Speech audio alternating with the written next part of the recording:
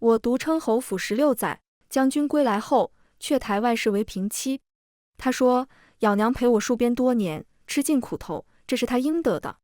可世家们却只认我这个主母。将军认为我在背后搬弄是非，断了我与外界的联系，将我囚禁致死。再次睁眼，将军刚进门，我反手抱出一个孩子。孩子虽然不是你的，但媳妇是啊。将军气得脸都绿了。大家好，欢迎收看皮皮听书。情况就是这么个情况。将军得胜归来，本该阖府欢庆，现在全府的气压低到了极点。侯府外围观的百姓都对着我们指指点点。姜维晨看我慈爱地逗弄怀里的孩子，脸色越发铁青。他质问我，我出征多年，从未碰过你，这是哪来的野种？你这贱妇，不知廉耻！我冷漠地瞥一眼姜维晨带回来的外室，咬娘。咬娘回我鄙夷的目光，好像我犯了弥天大错一样。真可笑！男人姬妾成群，那叫风流韵事，而我不过搬出旁人的孩子，怎么就被骂不知廉耻了？我讥讽道：怎么只能州官放火，不许百姓点灯啊？姜维晨额角的青筋差点爆了，他猛地逼近我，扬起手想呼我一巴掌，可是巴掌没有落下，门外便传来太监尖锐的嗓音：圣旨到，忠勇侯府听旨。姜维晨恶狠狠地剜我一眼，急忙出门领旨。上一世圣旨也是这时候到的。姜维晨得胜归朝，被圣上加封为护国公，可他却用封赏换了另外一个旨意，求圣上看在咬娘陪他戍边16年，吃尽苦头的份上，加封咬娘为2等诰命夫人，并赐婚于他们2人。他大张旗鼓地抬一个外室成平妻，却只字不提我的存在。此番举动不至于将我的脸面都踩在泥里。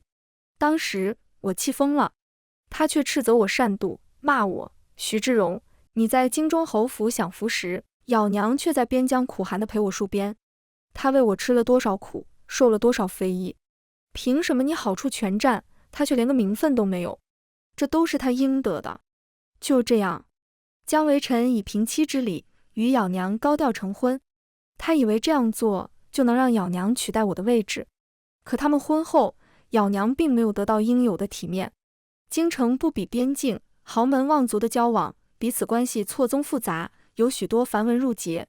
咬娘哪懂这些？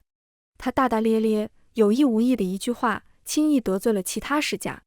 我不想被她牵连，害我跟着一起倒霉，所以我不得不顾全大局，每天在她耳旁耳提面命，提醒她如何与贵妇们打交道，整天跟在她后面收拾烂摊子。可咬娘对我很不屑，你这个无知妇人，也就只能拿这些迂腐玩意压迫我了。我可是圣上亲封的2等诰命夫人，陪将军上阵杀敌过的，你们算什么东西？我时常被咬娘傲慢无礼的态度气得一整天都吃不下东西，更遑论其他身份贵重的世家子弟。久而久之，贵妇们不愿搭理咬娘了，他们看我的眼神不免多了几分同情，都握紧我的手，感叹我受苦了。可咬娘听到这些话，却在暗中搅碎了帕子。姜维晨觉得我故意抢了咬娘的风头，在背后搬弄是非，于是他将我囚禁在一间偏僻的院子里。姜维晨说，只要你出现，世人便想起他无名无分地跟了我16年。可咬娘陪我征战，他才是受尽苦头与委屈的人。徐志荣，你从未付出过什么，就别妄想抢夺属于咬娘的荣耀。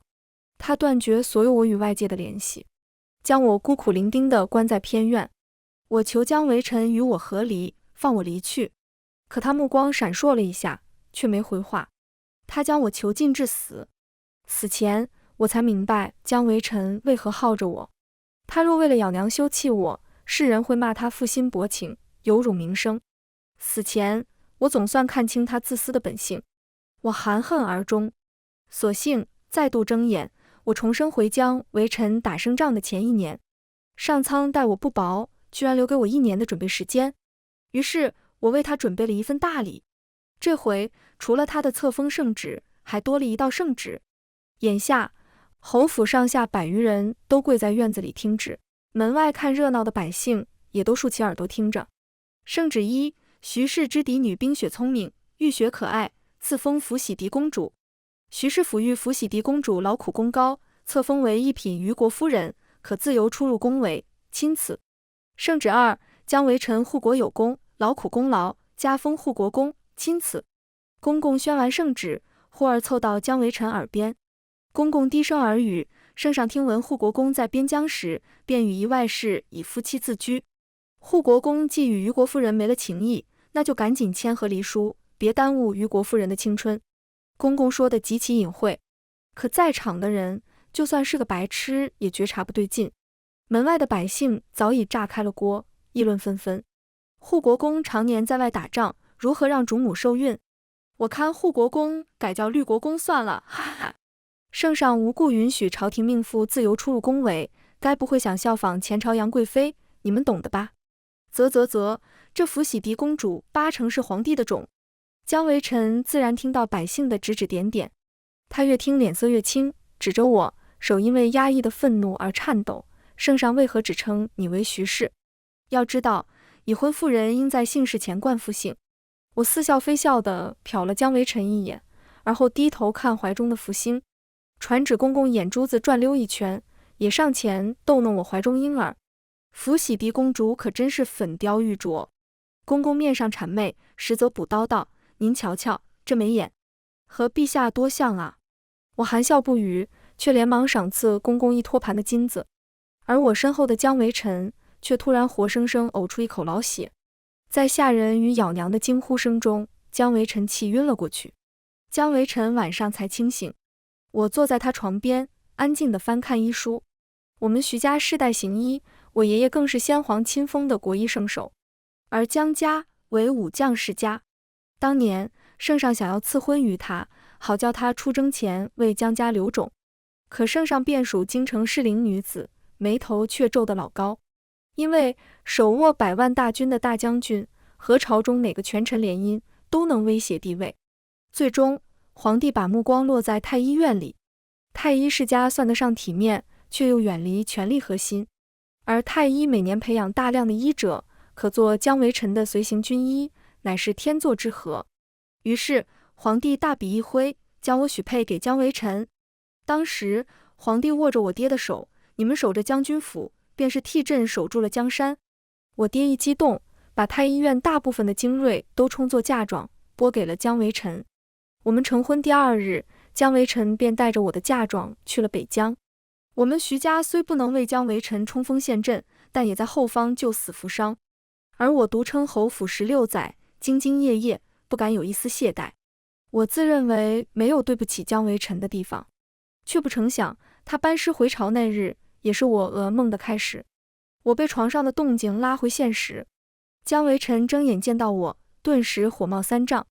他随手抓起玉枕往我身上砸，但我早有防备，微微侧头躲了过去。砰！玉枕被砸成了碎片。他喘着粗气，被绿的愤恨令他失去理智。与此同时，他亦觉察出身体的异样，他的腿不能动了。姜维臣脸色大变：你对我做了什么？我淡定地合上书：无碍，只是在你腿上的穴位扎了2针，防止你待会又跳起来打人罢了。姜维臣狐疑：什么意思？他话没说完，便闯进一个年轻的男子。那人风尘仆仆，却难掩英姿。蓉蓉，我终于找到你了。来人激动地抱紧了我，当着姜维臣的面，他激动得语无伦次。京城的人都在传，你怀中抱了一个女婴。算算日子，这孩子根本不是姜维臣的。这么说，那一定是我的女儿，对不对？蓉蓉，你快告诉我，我要当爹了吗？话音刚落，床上又飞出一只枕头。哐啷！姜维臣这回把墙上先皇御赐的忠君爱国的牌匾都一同砸碎了。暴跳如雷的姜维臣不顾双腿一仰，激动到滚下床。你他娘又是从哪里冒出来的奸夫？他奋力朝男子爬来，我要杀了你，杀了你们！男子终于意识到屋内还有旁人，他看着一身狼狈却又暴怒的如同疯牛的姜维臣。哦，这不是护国公吗？男子笑意吟吟地朝地上的疯男人拱手。在下乃当今圣上的亲叔叔，端王萧明湛。姜维臣呆了。他不敢置信地瞪着萧明湛，又看了看我。你外面到底有几个人？姜维晨拳头发抖，他们可是叔侄啊！我要进宫，面圣，老子他妈为国戍边，风餐露宿，他们叔侄却在玩老子的女人，是可忍孰不可忍。于是我、萧明湛和姜维晨三人连夜进宫。至于咬娘，此刻正孤零零地关在偏院呢，当真无人在意她的存在。皇帝大半夜被人叫醒，脸上压抑着愤怒，但姜维晨刚为国立大功，皇帝不得不礼重他。姜维晨的双眼喷着熊熊怒火，怒急攻心的他看不出皇帝脸上的恼意。他跪在御前，梗着脖子问：陛下，百姓皆传福喜狄公主和您长得一模一样。皇帝困惑：福喜狄公主是朕亲闺女，不和朕长得像，难道和你长得像？姜维晨被震得身形晃了3晃。萧明湛垂头丧气：哎，福喜不是本王的闺女吗？皇帝没好气地白他一眼：侄女不也一样？可我也想要女儿啊！谁叫你没用？呜呜，本王真的很想要闺女！萧明湛撒泼打滚。然而眼前一切落在姜维晨的眼里，他只觉得肺里的空气都被抽干一般，令他几欲窒息。有几次，姜维晨都差点两眼一翻，再度晕过去。但是当着皇帝的面，他居然坚挺住了。我很诧异，姜维晨居然可以这般坚强。姜维晨声泪俱下：皇上，你和端王还是不是人？皇帝，端王。姜维晨红了眼眶，许知荣是陈明梅正娶的妻子。萧明湛凉凉的讥讽：哟，姜国公还知道自己在京城有正头妻子啊？本王怎么听边境的人说，姜大将军的娘子是咬娘，二人浓情蜜意的很呢？姜维晨被当众拆穿，脸上红一阵白一阵。姜维晨咬牙：端王休得造谣，咬娘还未过门，只是外事。我冷哼，这一回姜维晨倒是不着急抬咬娘做平妻了。他当然不能承认咬娘的身份，不然就变成我和他各玩各的，都是品行不端。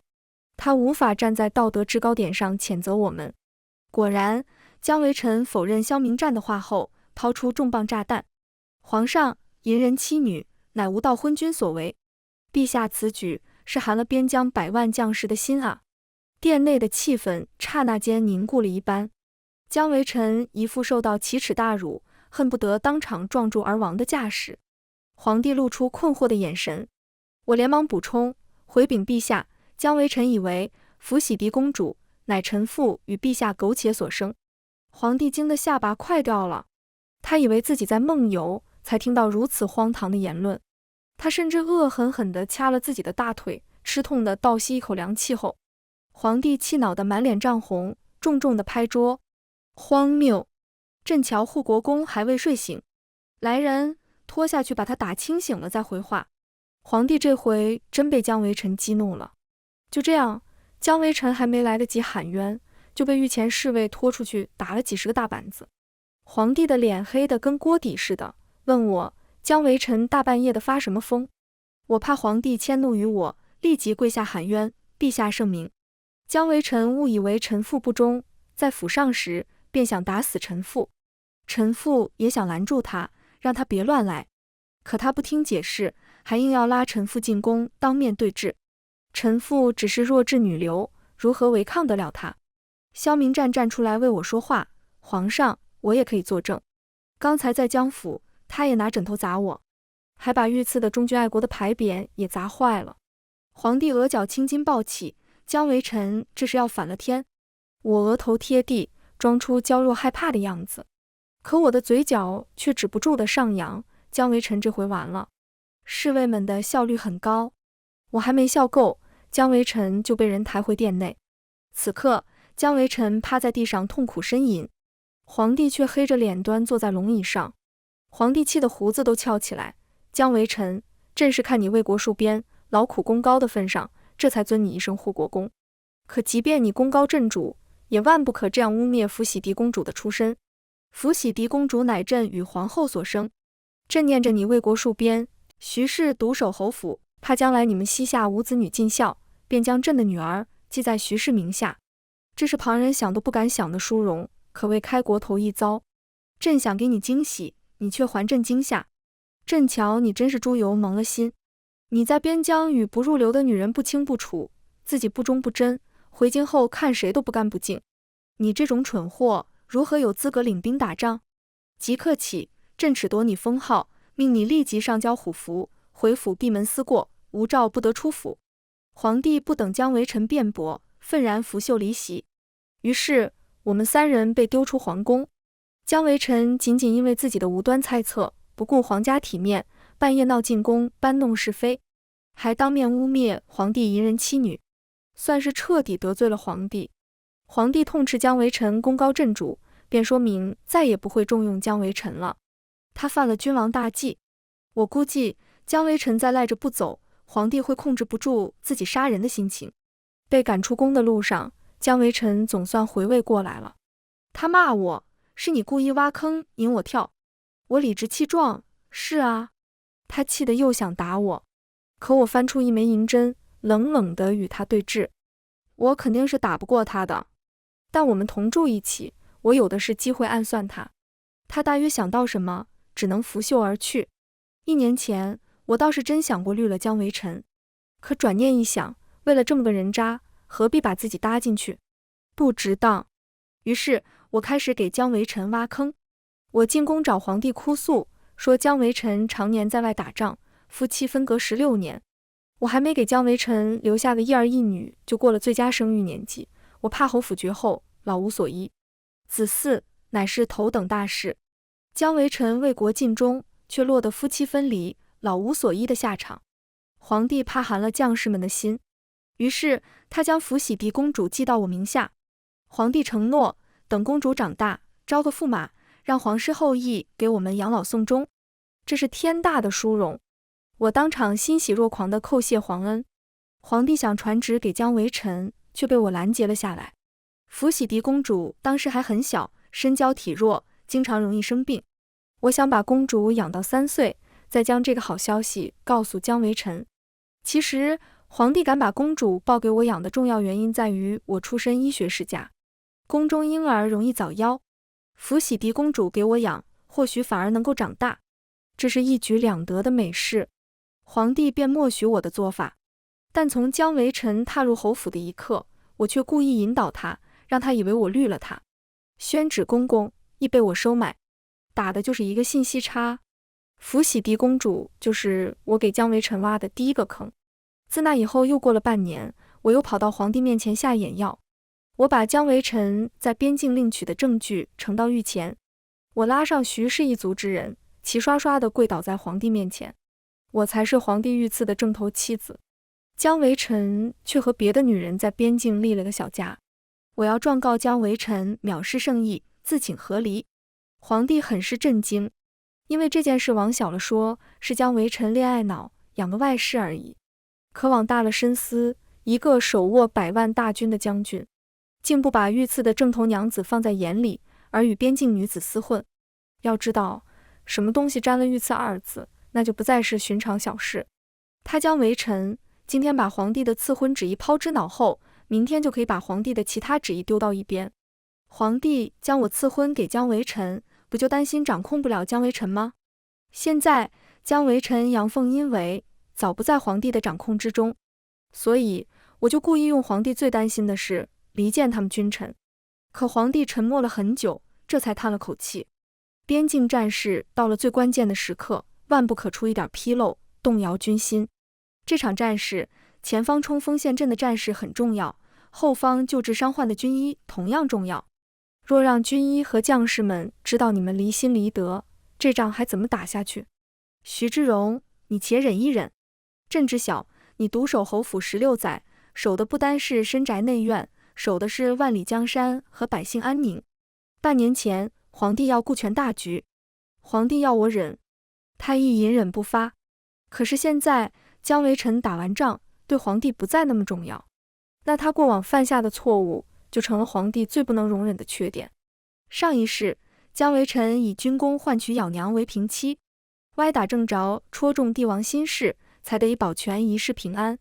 可这一世，姜维臣盛怒之下失去理智，所作所为不至于再拔老虎的胡须。姜维晨彻底完了。现在我虽然没能达成和离的目的，但姜维晨被皇帝骂功高震主，又被当场褫夺虎符，还被禁足于府中，可见我上的眼药一滴都没有浪费。姜维晨还想大张旗鼓地抬咬娘做平妻，做梦去吧。姜维晨回到将军府，他又想砸东西泄愤了。可他刚举起瓷瓶，便看到紧随我们身后进门的萧明湛。姜维晨脸色一黑，你来我家作甚？萧明湛，我来接我娘子。姜维晨气得骂不出声，你竟敢！我却从后院扶出一个大肚子的女人，王爷，您的娘子在这儿。姜维晨，他惊掉了下巴，他不敢置信，他们夫妻二人为何住在我府上？我回答，他们夫妻二人多年无子，上我这求子养胎。姜维晨，那他为何叫你蓉蓉，还当着我的面抱你？端王是我远房的表舅，长辈唤我小名，很奇怪吗？我笑得胸腔震荡，他第一次当父亲，太激动了，情难自抑，你理解一下。当年我与姜维晨成婚第2日，他就带兵出征了，中间隔了16年，自然对我家的亲戚也不甚了解，这仍是主打信息差。姜维晨，萧明湛故作遗憾地摊手，可惜是个乌龙。姜维晨搬着瓷瓶的手陡然一松，蓦地砸到自己的脚。我在姜维晨的嚎叫声中，迅速带了2个贴身婢女，抱着福喜狄公主和萧明湛一同离开。姜维晨一瘸一拐地追了上来。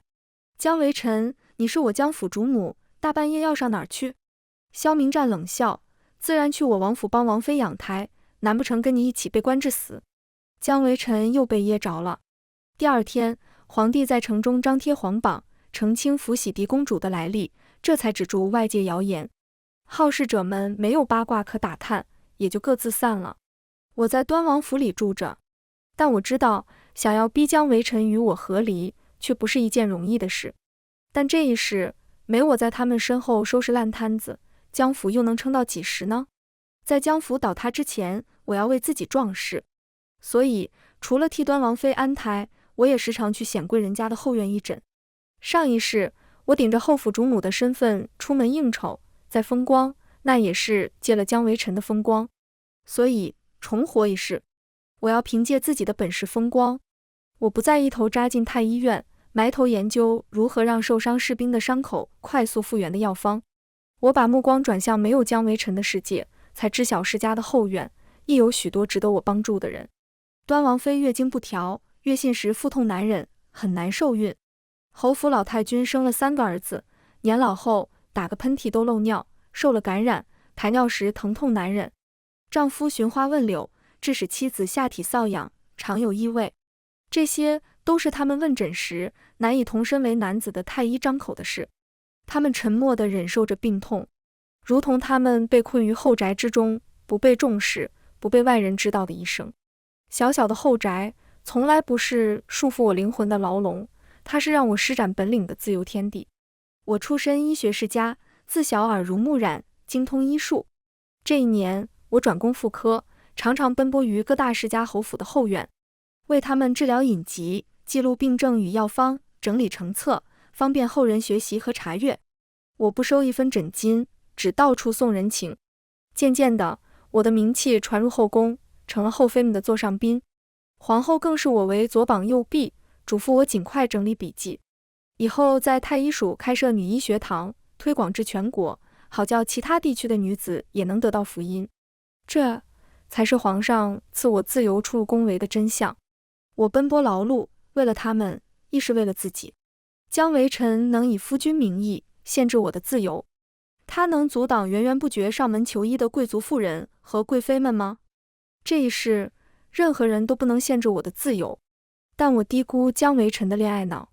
又或者，我搬出将军府后，姜维晨与咬娘日夜相对，他又记起咬娘在边疆陪他吃苦的日子，想起他们的情谊，他一边拖着不与我和离，将我耗死，另一边他却广发请帖，邀请京城有头有脸的人家前去将军府吃酒观礼。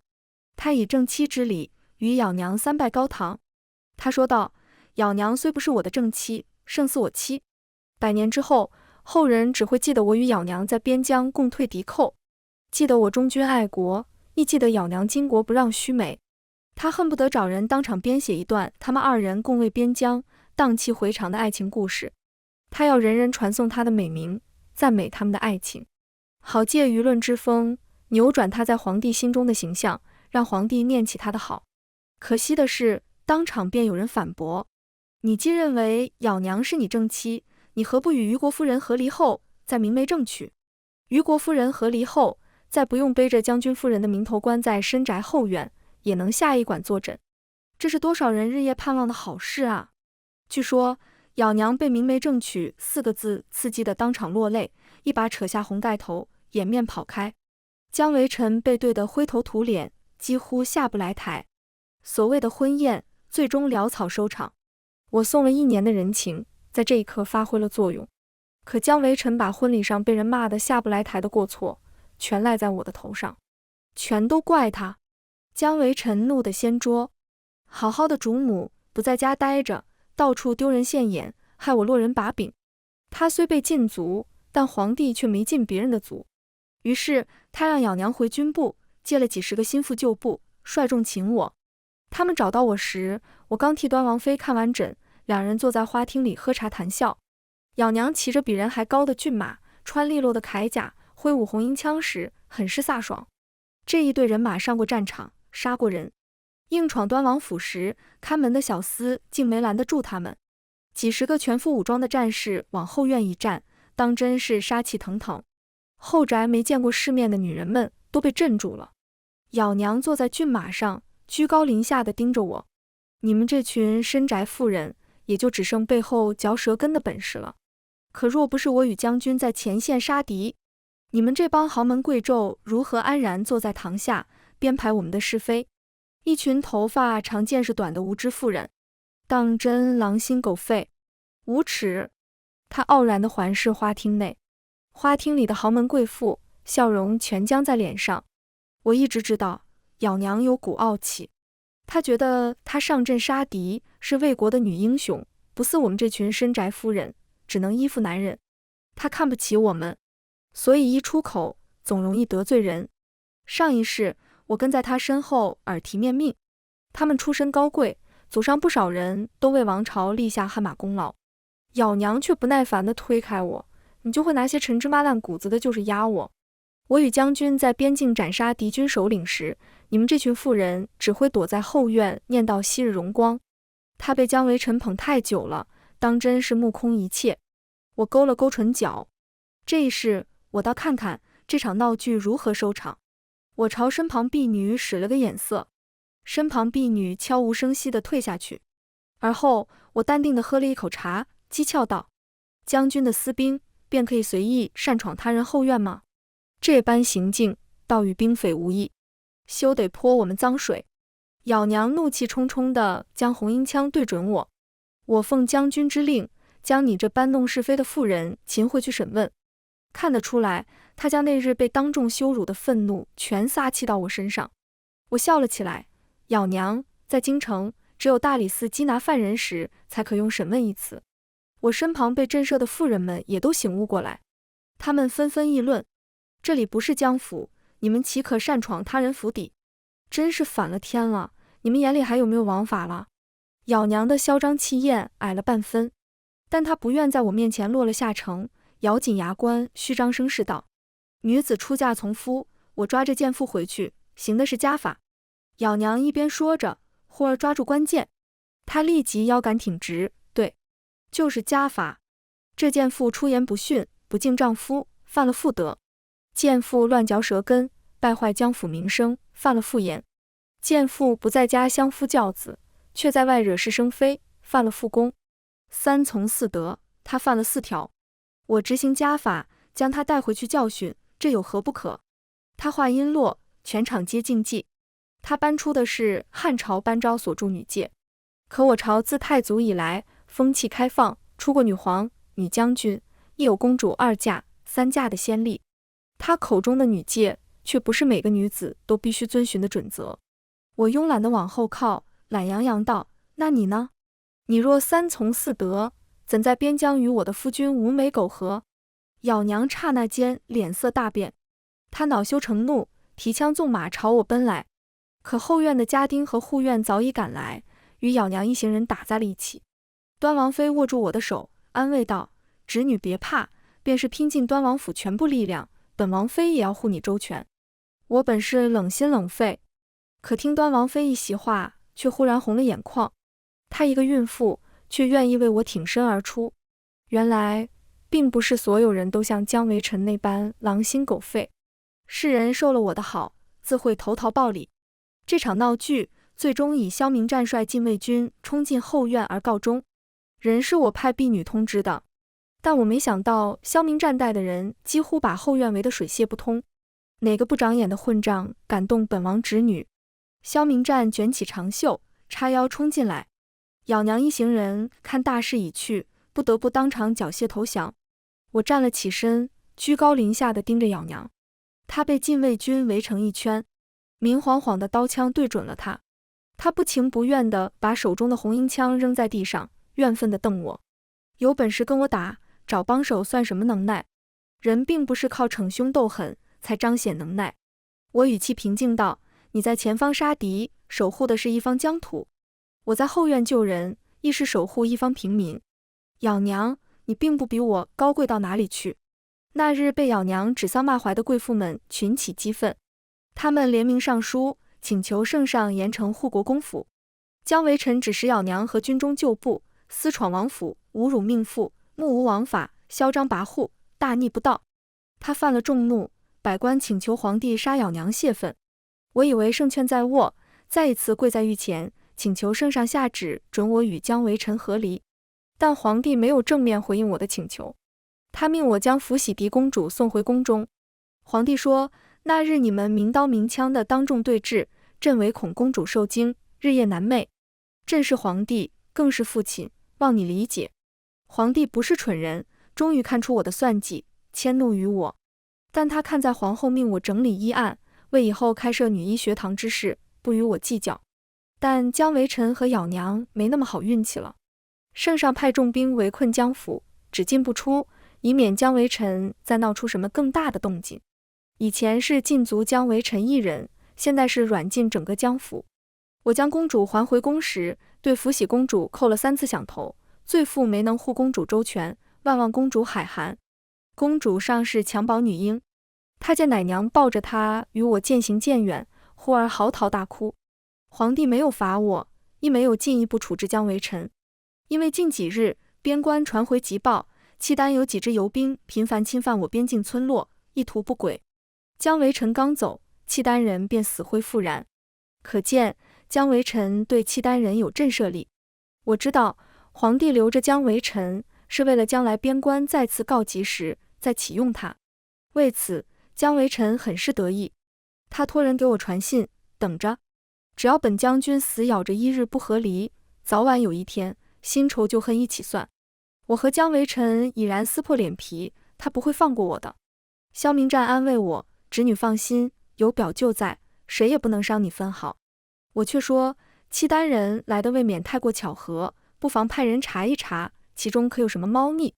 萧明战恍然，好，本王这就派人查一查。我想了想，又补充，几个回合下来，姜维晨和咬娘只知冲动莽撞，不计后果，不像什么聪明人。萧明战说，侄女说的对，就那2个蠢货，本王不信单凭他们2人能在边疆有建树。本王派人都查一查，姜维晨背后肯定藏着猫腻。姜维晨被软禁后，我总算过上太平的日子。除了姜维晨时常托人传信骂我2句，倒也没出什么大事。萧明战忙着整编姜维晨的军队，顺便帮我查事，我则忙着整理医案，奔波看诊。倒是咬娘频频托人采购助孕草药，看起来是想要孩子了。她常年跟随姜维晨打仗，月信时也没有好好休息，长年累月，怕是伤着身体。若是有个医术精湛且擅长妇科的大夫为她调理身子，或许能心想事成。但可惜的是，整个京城没人比我更善妇科。这年冬天，端王妃在我精心呵护下诞下小世子，一时间我名声大噪，很多求子心切的妇人都登门求我。姜维晨和咬娘又托人给我传信，但萧明战终于忍无可忍地将传信之人打了一顿。端王府全府欢庆，他不想看到任何晦气玩意。萧明战略有遗憾，本王真的很想要闺女。开春时，我让萧明战打听的消息终于有了下文。原来姜维晨之所以在边境屡建奇功，是有一副将在背后为其出谋划策。可姜维晨进京述职时，却将所有功劳都揽在自己的身上，对那名副将只字不提。这也是姜维晨一贯作风了。他视别人的付出为理所应当，却将成功归于自己头上。我找到那名副将时，他郁郁寡欢，成日混在花楼买醉。你们这些大人物不都这样吗？副将笑得嘲讽，有功时皆是上头的功劳，有过时便拉手下出来背锅。我问他，所以你就这么自甘堕落？副将沮丧，我的娘亲病了许多年，若非将军命军医替我娘诊治，又送了大量草药，我娘早死了。将军对我有大恩，我不能背叛他。我却笑得眼泪快出来了。姜维晨竟拿我徐家的东西去做人情，回头却又将我贬得一文不值。他理所当然地把我整个徐家都当作他的附属品。我对副将说，军医、草药皆非姜维晨私有，你别报恩报错方向。我带那名军医来到副将面前，军医对副将拱手，在下是一名医者，只要送到我眼前的病人，我便会倾尽全力抢救，并不是因为将军下令让我救人，我才诊治你的母亲。可军法严明，若无将军之令，我娘如何能见到你？公器私用罢了。我直言不讳，这么多年，你为他出生入死，被他用你的战功换了封赏，已经足够偿还他的恩情。副将呆了。我补充说，且不论你与将军有何私情，你们都不该公私不分，置天下万民于危险境地之中。副将羞愧地捂住脸，对不住，是我错了。春天冰消雪融，却是北方游牧民族一年之中物资最为匮乏的季节。契丹人率2万骑兵在边境烧杀抢掠，很是猖狂。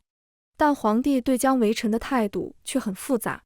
一方面，皇帝将兵权交还给他，很难说不是放虎归山；另一方面，边疆守城的将领着实无用，眼下朝廷着实无可用之人。就在皇帝摇摆不定时，萧明战向圣上举荐了那名副将，他俩关在御书房里密谋了一夜。第二日，副将升作主将，萧明战为监军，两人一同出征。这一次，我进宫请旨，请求陛下允我做随行军医，一道前往边塞。皇帝很不解，他以为我擅长妇科，军中都是男子，我跟去何用？我回答，中医都是全科。再则，我没转妇科为自己造势前，一直都在太医署研究如何让士兵的伤快速复原。我又再一次恳请皇帝，若此战大获全胜，请他下旨允我与姜维晨和离。皇帝神情复杂，男人可以休妻，你亦何苦休夫？朕国事繁忙，就不插手你们二人之间的事了。倒是我钻入死胡同里了。离京前，我去了一趟姜府。姜维晨和咬娘被关在国公府半年，两人矛盾集中爆发。咬娘逼问姜维晨为何不肯与我和离，在光明正大地迎他进门，致使他成了京城最大的笑话。姜维晨骂他鲁直、莽撞、野蛮，丝毫没有大家闺秀的样子，连累他得罪世家。我站在门边，听了好一阵热闹，他们这才发现了我。姜维晨追上我问，我很奇怪，你一个妇人，若与圣上无猫腻，如何能够经常面圣？姜维晨的脑子里果然只装得下裙子底下那点东西。我回答，太医署每天都安排御医进宫请平安脉，自然有机会天天面圣。你又不是御医。我乃太医署博士，御医皆尊我为师。姜维晨急切道，既如此，你快替我向圣上陈情，让我恢复官职，领兵出征。大不了我将咬娘赶出去，与你不计前嫌，你还是我护国公的当家主母。我笑了笑，不为所动。姜维晨骂我，你这无知妇人，岂可将我们个人恩怨凌驾于天下苍生之上？耽误了军机，便是你置天下万民于水火之中的罪人。我摇了摇头，说，副将都向圣上坦白了。禁足期间，你差人向副将递了消息，要他向契丹人之间透露消息。你说你回京后，圣上误信奸佞，将你软禁，好让契丹人误以为朝中无将，这才导致契丹骑兵频繁来犯，而你也可借此机会脱困。姜维臣脸色一僵，你如何得知此事？我不再同他废话，从袖中取出一封休书，递给他。姜维臣看到书封的字，气得将休书撕得粉碎。天下只有男子休妻的份，岂有女子休夫的道理？我平静地望着他，很快就有了。临走前，我有意无意地瞥向咬娘，他回我以极恨的眼神。我笑着提醒他，你看，你对他没有利用价值后，他便弃你如草芥。说完，我便大步离开姜府。可是当晚，我却听说咬娘刺伤姜维臣的消息。又过了一段时间，出征的当日，姜维臣拖着病体，跪在出征队伍必经的城门口，拦下大军，只求见我一面。我命人将他押至马车旁，却不打算见他。隔着车帘，我淡然开口，说吧。姜维臣嘶哑的声音传来，前些日子我身受重伤，意识迷离之时，我做了一个梦。上一世我将你囚禁致死，可你死后，我和咬娘却也没有过上风光的日子。上一世我和咬娘得罪人而不自知，到了最后众叛亲离。我是后来才知，她就是吃不下蛋的鸡，根本生不出孩子，不能为我们姜府传宗接代。后来我才想起有你治家时，万事井井有条，我便是不小心说错什么话，也有你替我收拾烂摊子。所以弥留之际，我后悔了。我祈求上天再给我一次重来的机会，却不想这一世我仍清醒得太晚了。蓉蓉，你也重生了，对不对？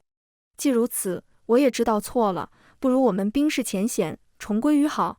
这一世我一定好好对你，补偿先前对你的亏欠。我从袖中取出一封休书，从车帘缝隙递了出去。我说，你若觉得对我有愧，就收了这份休书。我不签。姜维臣抓狂，似乎想要冲上马车，但被附近的侍卫擒住了。蓉蓉，我好不容易得到重来的机会，我不会放弃的。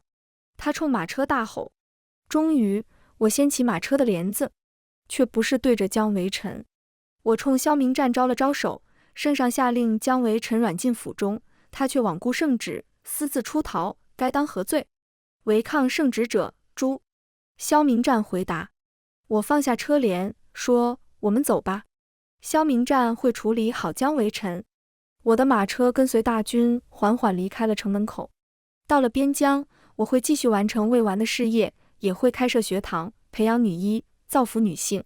那扇小小的木门背后，是属于我的更广阔的天地。全文完，皮皮听书，感谢您的观看，每天上新精彩小说，喜欢就订阅吧。